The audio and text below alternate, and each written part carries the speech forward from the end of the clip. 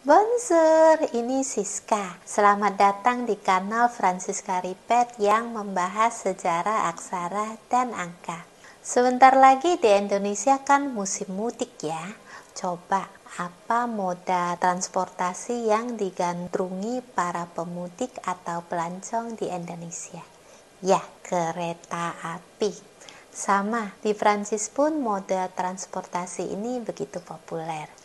Karena itu tidak ada salahnya bila kali ini kita membahas sejarah tentang kereta api. Selain aman dan relatif murah, naik kereta api menjanjikan pengalaman yang berbeda. Sepanjang jalan kita bisa melihat sawah, hutan, gunung, jurang, pedesaan, perkotaan, dan beragam pemandangan darat yang indah. Makanya, meski durasi perjalanannya lebih lama dari pesawat, kereta api tidak pernah kehilangan peminat. Sama seperti kendaraan-kendaraan darat lainnya, kereta api juga bermula dari penemuan roda. Bentuk paling sederhana dari gerbong penumpang itu mungkin ada di kereta kuda ya. Lalu pelan-pelan gerbongnya bertambah jadi 2, 3, 4, dan seterusnya. Gerbong itu bersambung-sambung. Kita bisa melihat ini di daerah pertambangan ya, meskipun tenaga penariknya waktu itu masih kuda atau keledai, belum lokomotif. Dan muatannya pun cenderung bukan manusia, tapi alat-alat, batu, dan hasil-hasil tambang. Teknologi bertambah maju, ada penemuan mesin uap dari James Watt di Inggris Raya. Kemudian rancangan kendaraan bermotor pertama di Eropa dari Nicolas Joseph Cugnot, seorang insinyur militer Prancis. Lalu hadirlah kereta lokomotif uap bertekanan tinggi pada 21 Februari 1804. Lokomotif ini dirangkaikan dengan gerbong-gerbong yang bentuknya sudah mirip dengan kereta api sekarang. Pada tahun 1814, George Stephenson, seorang insinyur Inggris, menyempurnakan desain lokomotif itu. Pada 1829, Stephenson memenangkan perlombaan balap lokomotif.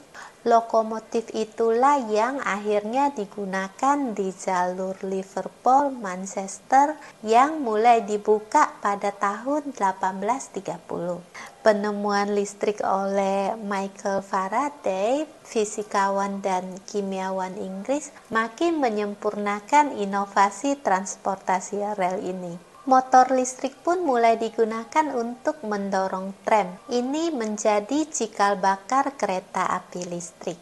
Nah, pada tahun 1900-an, Rudolf Diesel, seorang insinyur Jerman, muncul dengan kereta api bermesin diesel yang lebih bertenaga dan efisien. Lalu, pada tahun 1964, Jepang mengoperasikan kereta api peluru Shinkansen dengan rute Tokyo-Osaka. Kereta itu lebih hemat energi, tetapi lajunya jauh lebih pesat.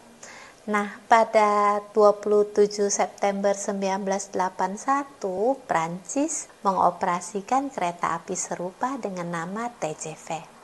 Ide kereta super cepat TGV atau Train à Grande Vitesse berawal dari riset perusahaan Prancis Alstom dan SNCF. Ide itu sudah muncul sejak tahun 1960-an. Mungkin terinspirasi kereta peluru Jepang ya, Shinkansen. Tapi proyek ini baru selesai dan beroperasi pada tahun 1981. Tanggal 22 September 1981, Presiden Prancis Francis Mitterrand meresmikannya sebagai kereta api tercepat di dunia. Rutenya masih terbatas antara Paris dan Lyon. Jarak sekitar 450 km itu dilibas TGV dalam tempo tidak sampai 3 jam. Wajar ya, karena TGV ini berkecepatan 380 km per jam loh. Ini lebih cepat dari Shinkansen yang saat itu hanya mampu melaju 270 km per jam. Setelah sukses dengan rute Paris-Lyon, jalur-jalur lain pun bermunculan, termasuk ke berbagai wilayah di Eropa. Ya, kalau Siska ke Paris juga suka naik TGV ya. Selain cepat, nyaman, juga tidak berisik. Kekurangan servis ini hanya satu, yaitu karyawannya sering. Bagaimana dengan perkereta apian Indonesia? Sayangnya Indonesia tidak punya sejarah gemilang di bidang permesinan dan otomotif. Teknologi kereta api masuk ke Indonesia melalui penjajah Belanda selama era kolonialisme.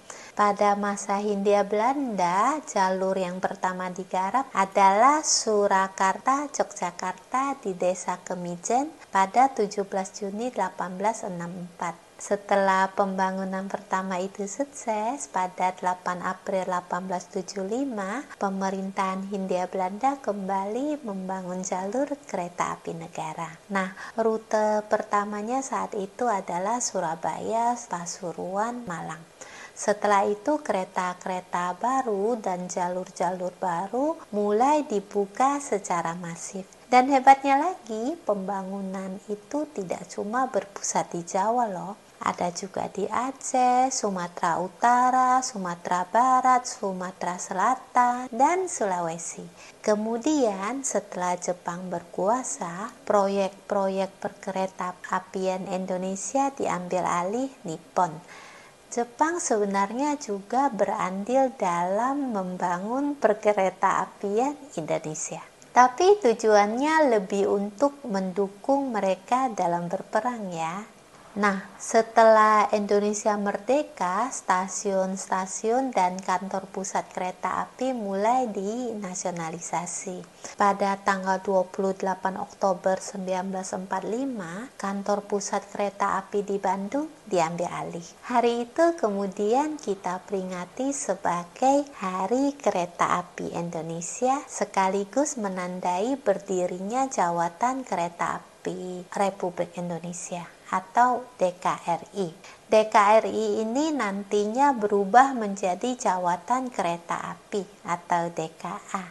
Dari masa ke masa, perusahaan ini terus berevolusi dan berganti nama, hingga akhirnya menjadi PT Kereta Api Indonesia Persero sejak 2011. Memang ya, Indonesia tidak memiliki sejarah sebagai produsen kereta api, tapi negara kita terus mengejar ketinggalan. Melalui PT Industri Kereta Api atau INKA, kita juga memproduksi lokomotif dan suku cadang kereta api sendiri loh. Jangan salah ya, INKA ini sudah mengekspor kereta api ke Thailand, Filipina, Bangladesh, Malaysia, Singapura, Australia, Selandia Baru, dan negara-negara lainnya.